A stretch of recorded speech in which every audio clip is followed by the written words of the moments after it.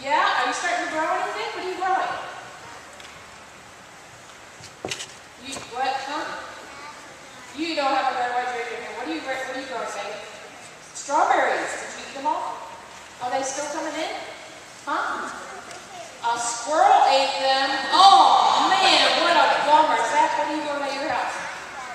You growing flowers? Cool. What are you growing?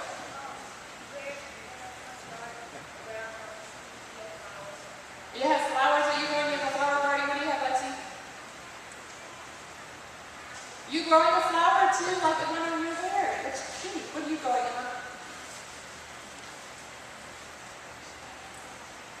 A butterfly bush? Are you growing butterflies? How cool is that?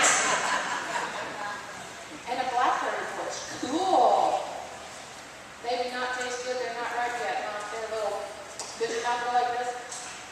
When you eat one, they're sour. They're just not so good yet. Huh? Well, Maurice and I are growing cucumbers at our house, and I forgot to bring. You don't like cucumbers? I totally love cucumbers, and I forgot my cucumber branch, so I called Steve and said, Steve, can you bring me a cucumber branch? Because I want to show.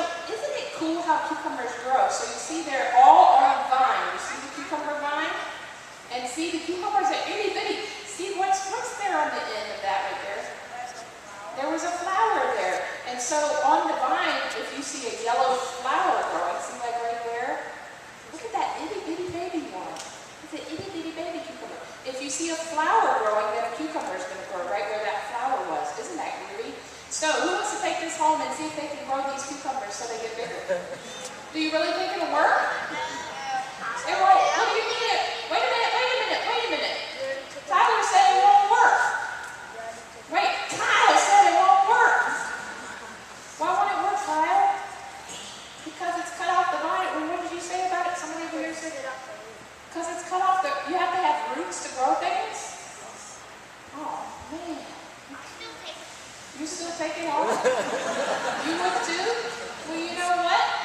I don't think it's going to grow anymore. Do you think it's going to grow anymore? Because it's cut off of the vine. You could just put it in a pot and well, do you know what? I think already these leaves are starting to get a little droopy. They were really perky when Steve first brought them here, but now they're droopy. And I think it's going to die. Do you know what? Jesus talks about vines and branches. He didn't talk about cucumber vines. He just talked about vines and branches. And he said that he is the vine. If Jesus is the vine, then what part are we?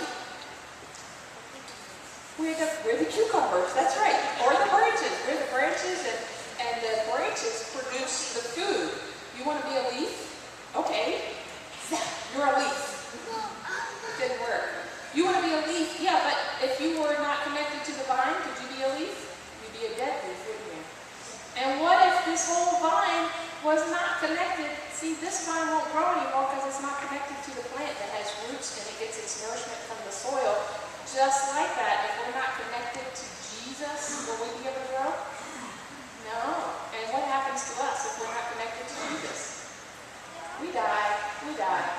And we probably won't physically die if we're not connected to Jesus, but in our hearts, we won't be alive like Jesus wants us to be, and we won't be able to produce fruit.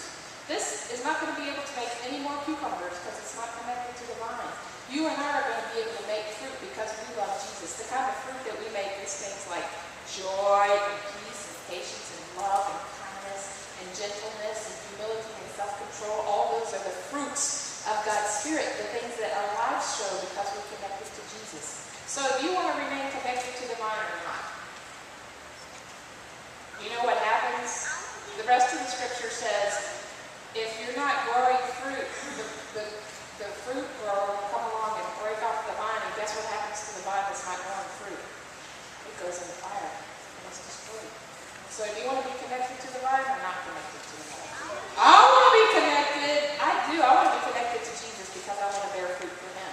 And just like this vine has produced something wonderful, your life can produce something wonderful if you stay connected to Jesus. So, how do you stay connected to Jesus? How do you stay connected to Jesus? You love him. How else, Lexi? You say thank you to him? Excellent. What else do you do? You stay connected to the vine, and Jesus is the vine. So you remember that always, okay? Let's say our prayers. Ready? Repeat after me. Dear God, we love you. Thank you for being the vine.